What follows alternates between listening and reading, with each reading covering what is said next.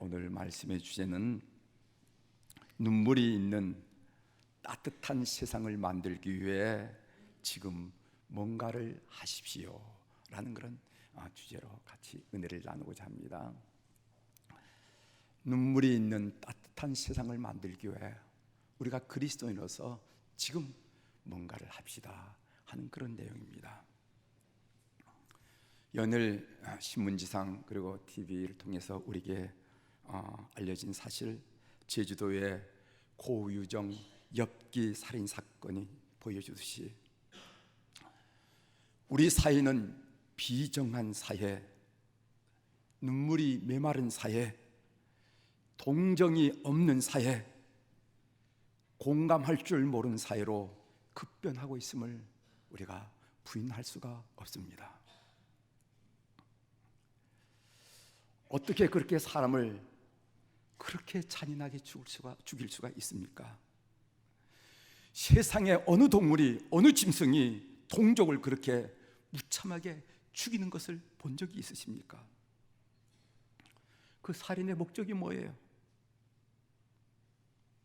우리가 이런 사회를 만들려고 지난날 그렇게 죽을지 살지 모르고 일해왔습니까? 우리 그리스도인들은 이런 사회 현상을 나와 상관이 없는, 우리와 상관이 없는 일로 여길 것이 아니라 내 문제로, 우리의 문제로 인식하고 깊이 회개하면서 중보해야 될 줄 믿습니다.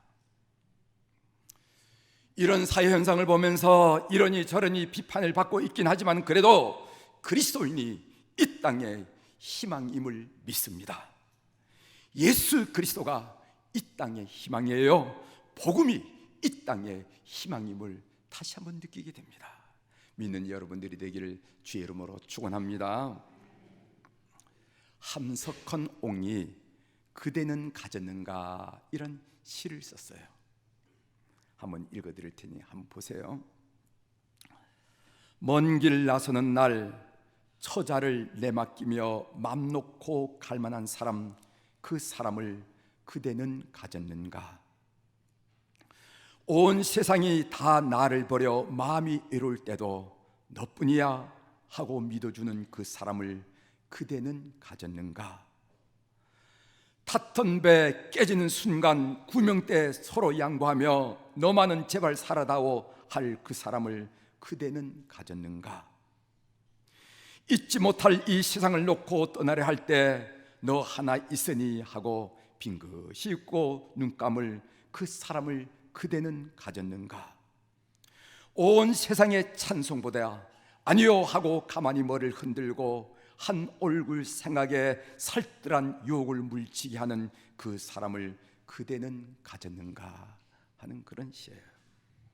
여러분 한번 생각해 보시기를 바랍니다. 여러분은 이런 친구를 가졌나요? 설교를 준비하면서 저 자신에게 물어봤습니다. 너는 가졌니? 물어봤어요. 한 두 사람 정도 생각이 났습니다. 그러나 그건 내 생각이고 그 사람이 나를 어떻게 생각할지는 잘 모르잖아요. 그래서 저는 두 사람 정도 생각이 나더라고요. 인생 60, 70평생을 살아오면서 이런 친구 하나 사귀지 못하고 살아왔습니까? 이런 친구는 어디에 존재하는 것이 아니라 여러분의 눈물, 여러분의 관심, 여러분의 땀, 여러분들의 기도로 만들어가는 것이라는 것을 우리가 다 알지 않습니까? 참된 우정, 사랑을 이야기할 때 성경에 나오는 인물인데 그 대표적인 인물이 바로 오늘 본문의 주인공인 다윗과 요나단입니다.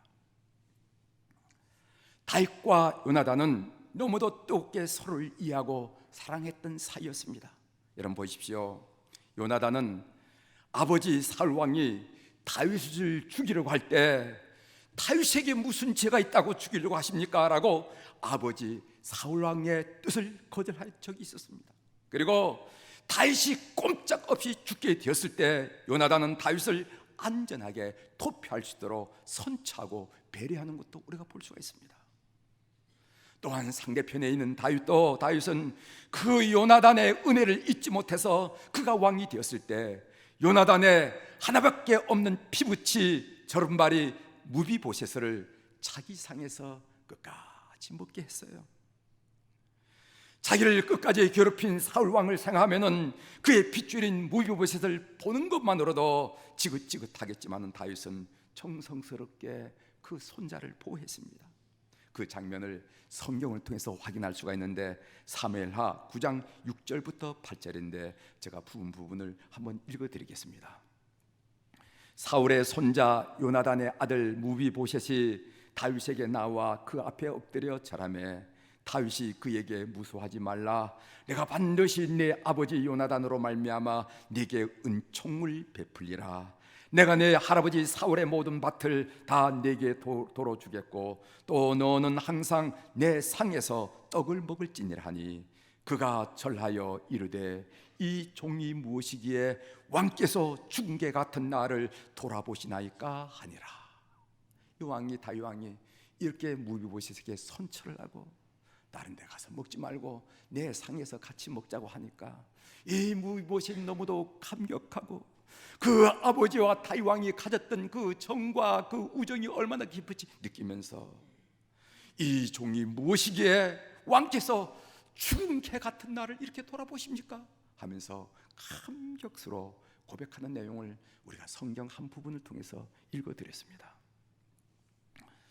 다윗과 요나단의 뜨거운 사랑과 깊은 우정은 성경은 뭐라고 표현했냐면은 서로를 자기 생명처럼 여겼다, 이런 아름다운 표현으로 우리에게 표현해 주는 것을 보게 됩니다. 몇 구절 여러분들에게 인용해 드리겠습니다. 사무엘상 18장 1절 본문이죠. 다윗이 사울에게 말하기를 마침에 요나단의 마음이 다윗의 마음과 하나가 되어 요나단이 그를 자기 생명같이 사랑한지라. 이어서 사무엘상 18장 3절을 우리 한번 같이 읽어보도록 하겠습니다. 요나단은 시작. 요나단은 다윗을 자기 생명같이 사랑하여 더불어 언약을 맺었으며. 그리고 사무엘상 20장 17절대로 그런 말이 나옵니다. 다윗에 대한 요나단의 사랑이 그를 다시 맹세하게 하였으니 이는 자기 생명을 사랑같이 그를 사랑함이었더라. 참 아름다운 표현이죠. 생명처럼 사랑했다는 겁니다. 생명처럼 우애가 깊었다는 겁니다. 아름답죠. 그런데 오늘 본문을 우리가 잘 살펴보면요, 재미있는 사건, 재미있는 내용을 우리가 하나 발견하게 되는데 그것은 뭐냐면은 요나단이 다윗을 사랑했다고 했지 다윗이 요나단을 사랑했다고 표현하지 않습니다. 이상하지 않아요? 요나단이 다윗을 사랑했다 하는 표현이 많이 나오지 다윗이 요나단을 사랑했다는 표현이 나오지 않습니다. 그 당시 요나단은 다윗보다 힘 있는 자리, 가진 자의 자리에 있었다는 것입니다. 그래서 우리는 사랑의 관계가 맺어지려면은 있는 자가 없는 자에게 나눔으로 그 관계가 시작되는구나 하는 것을 알 수가 있어요. 믿음이 있는 자가 믿음이 없는 자에게, 먼저 교회에 나오신 분이 나중 나오신 분에게, 물질적인 여유가 있는 자가 없는 자에게, 사회적인 지위가 있는 자가 없는 자에게, 나이가 많은 자가 어린 자에게, 교회 안에 있는 사람이 교회 바깥에 있는 사람에게, 따뜻한 웃음이 있는 자가 웃음을 잃은 자에게, 행복하다고 여기는 자가 불행한 처지에 있는 사람에게 주는 것이 사랑이고, 성경은 이것을 우리에게 권면하고 있음을 알게 됩니다. 사랑하는 교회 여러분, 자기에게 무엇이 있는지 한번 살펴보십시오. 있다고 생각하면은 여러분께서 먼저 사랑을 시작하시기를 주의 이름으로 부탁을 드립니다. 이게 삶의 이치라는 겁니다. 내가 이렇게 가졌고 내가 이런 지위인데 너가 굽신거리면서 나에게 손을 내밀었지, 이건 아니라는 거예요. 있는 자가 없는 자가, 가진 자가 갖지 못한 자에게 먼저 베풀어라 하는 것이 성경의 이치라는 것을 여러분들이 본문을 묵상하면서 꼭 마음에 두셔야 됩니다. 다윗과 요나단의 삶의 배경을 보면은요, 두 사람은 서로 도저히 어울릴 수 없는 사이입니다. 비슷하지 않아요. 두 가지만 여러분들에게 지적하려고 그러는데, 하나는 신분상으로 현저한 차이가 있는 사람이 두 사람 사이입니다. 요나단은 그 당시 이스라엘을 다스렸던 사울 왕의 아들이었습니다. 반면 다윗은 베들레헴 사람 이세의 8번째 아들로서 들판에서 양을 치는 목동에 불과했다는 것이죠. 군주 사이에서, 봉건 사이에서 다윗은 요나단의 종에 불과했습니다. 주인과 종이 어떻게 우정을 나누며 소위 생명처럼 사랑을 나눌 수가 있겠냐 말이죠. 다윗이 어느 정도로 그 당시 알려지지 않는가 하면은 목동 다윗이 블레셋 장군 골리앗과 싸우러 나갈 때 사울 왕이 옆에 있는 군대 장관 아브넬에게 물었습니다. 저 소년이 도대체 어떤 아이요? 물었어요. 그랬더니까 아브넬 장군이 뭐라고 말했냐면은 왕이여 왕의 사심을 두고 맹세하옵나니 내가 알지 못합니다. 이렇게. 그러니까 목동 다윗은 그 당시에 무명의 존재, 누구도 몰랐던 그런 사람이라는 것입니다. 또 다윗이 큰 전공을 세웠기 때문에 사울 왕이 자기 딸을 주겠다고 그랬습니다. 이 자기 딸을 주겠다는 이미 약속한 일이니까 그때 다윗이 자기 처지를 이렇게 표현하는 것을 보게 됩니다. 사무엘상 18장 18절입니다. 다윗이 사울에게 이르되 내가 누구며 이스라엘 중에 내 친속이나 내 아버지의 집이 무엇이기에 내가 왕의 사위가 되리까 하였더니, 내 처지를 알고 우리 집안 사정을 아는데, 집안 처지를 아는데 내가 어떻게 그렇게 왕족과 같이 결혼할 수 있는 대상이 되겠습니까? 안 됩니다 하는 얘기입니다. 신분으로 볼 때 두 사람은 도저히 어울릴 수 없는 사이라는 거죠. 또 정치적으로 정적 관계가 맺어지고 있습니다. 요나단은 여러분이 잘 알다시피 장차 사울 왕의 뒤를 이어 왕이 될 왕세자입니다. 그런데 다윗은 전쟁 때마다 승리함으로써 백성의 지지를 얻으면서 지도자로 부상하고 있어요. 그 사회에서 다윗은 점차 사울의 왕권에 도전하고 위협이 되는 그런 정적으로 그 자리매김을 하고 있습니다.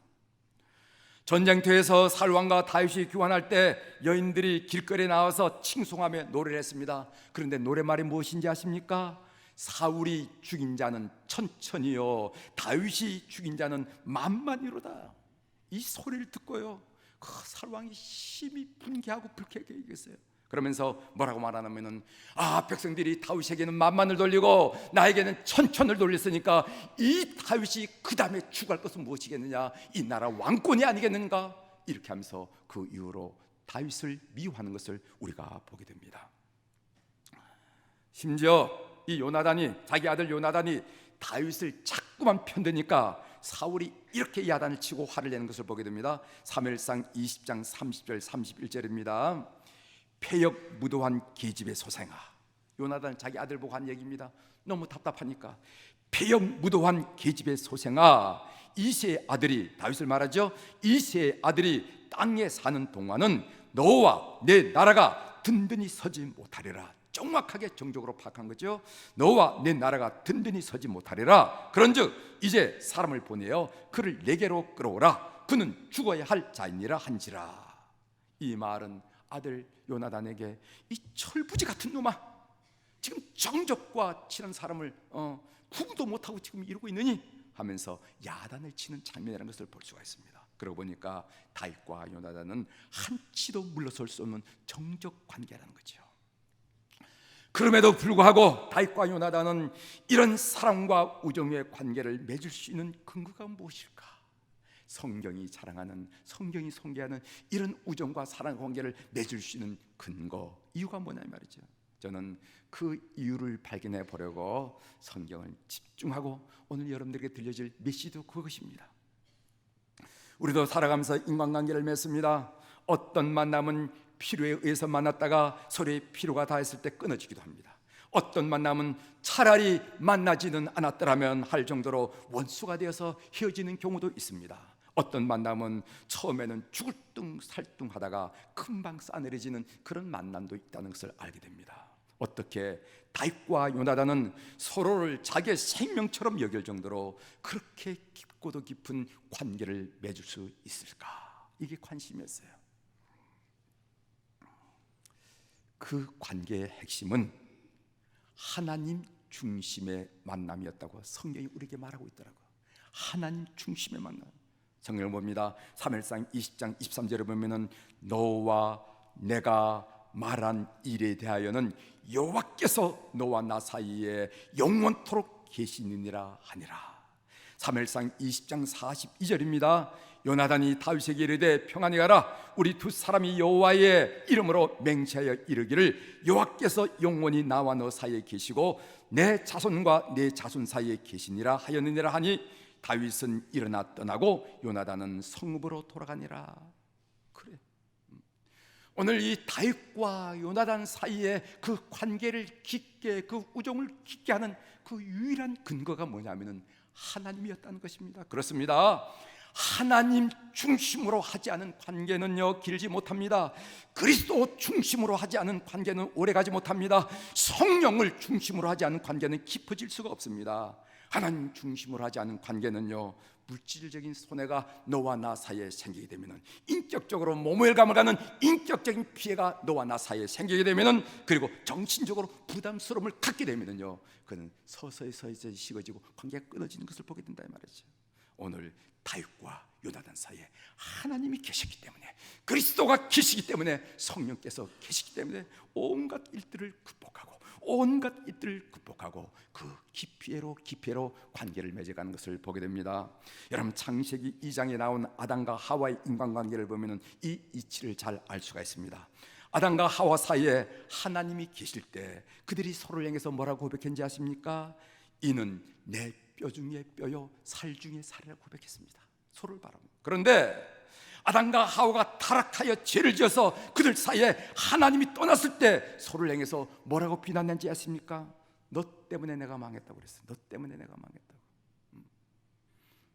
교우들의 가정도 마찬가지고 세상 사람들의 가정, 부부를 20년 30년 살다가 너 때문에 내가 망했다고 얘기한 사람이 있지 않습니까? 있잖아요.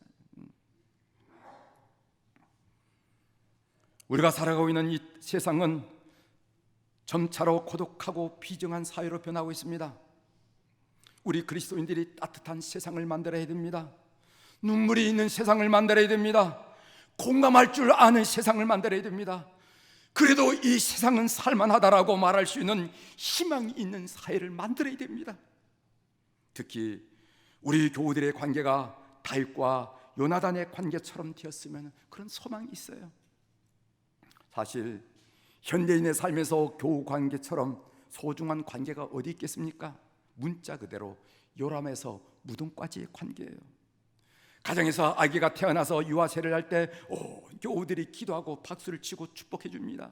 한 사람이 이 땅의 삶을 마감하고 천국으로 이민 갈 때 교우들은 마지막 걸음을 아쉬워하면서 눈가에 눈물을 적셔요. 우리말에 이웃사촌이라 하는 말은 있기는 있지만은 아파트 앞집에 누가 살고 있는지도 모르는 판에 이웃사촌은 무슨 이웃사촌입니까? 친척도 예전 같은 친척이 아닙니다. 1년에 한두 번 볼까 말까 하는 사이인데 언제 정이 들어서 살가운 친척이 될 수 있겠습니까?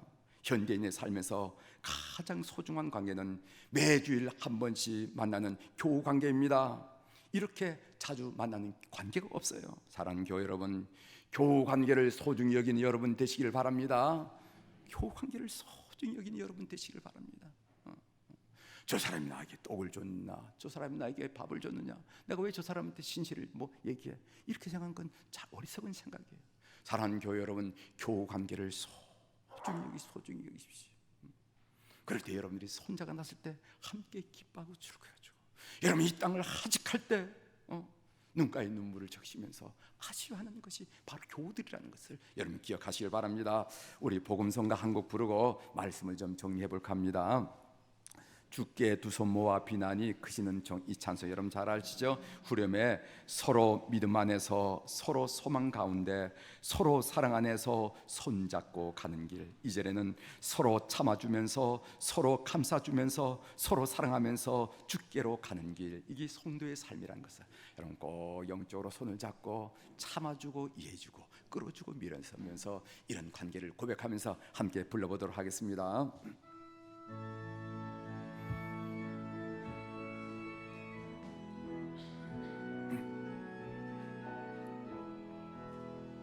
주께 두 손 모아 비나니 크신 은총 베푸사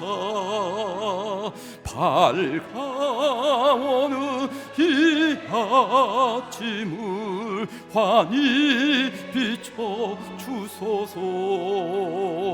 오 주, 우리 모든 허물을 보혈의 피로 씻기요 하나님 사랑 안에서 행복을 갖게 하소서. 서로 사랑하면서 서로 믿음 안에 서로 소망 가운데 서로 소망 가운데 서로 사랑하면서 서로 사랑 안에서 손잡고 가는 길. 오 주 사랑의 종소리가 사랑의 종소리가 이 시간 우리 모두를 감사하게 하여 주소서. 주께 두 손 모아 비나니 그 시은 총 베푸사. 주가 예비하신 동산에 항상 있게 하소서. 주 우리 맘의 새빛이 어두 밝게 하시니 진리의 말씀 안에서 늘 순종하게 하소서.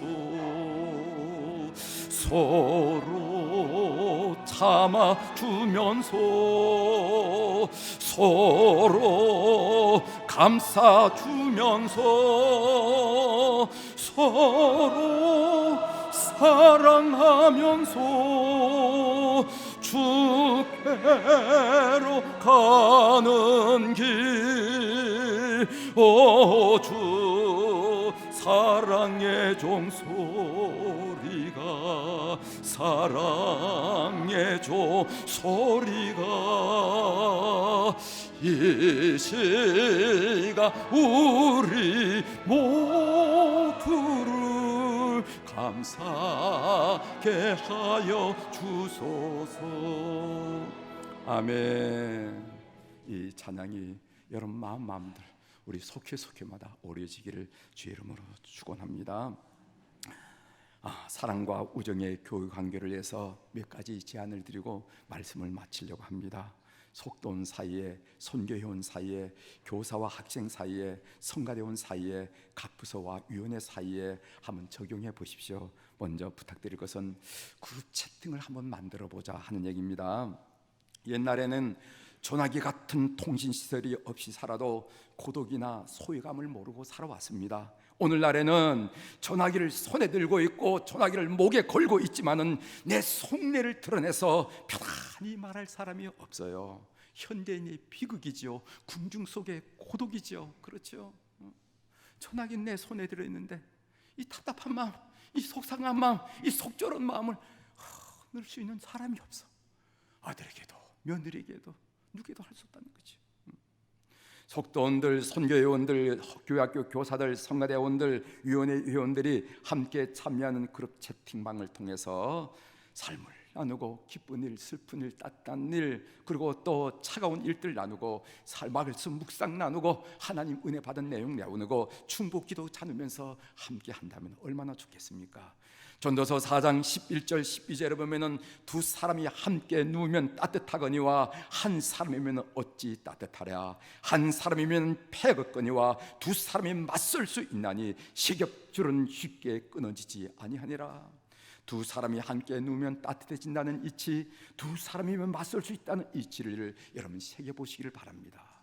너와 나만이 아니라, 그래서 두 겹줄이 아니라 너와 나 사이에 고래심줄보다 더 질긴 하나님을 모시고 세 겹줄을 이룬다 그러면은 이 세상이 아무리 힘들다 하더라도 이기고 남을 줄 분명히 믿습니다.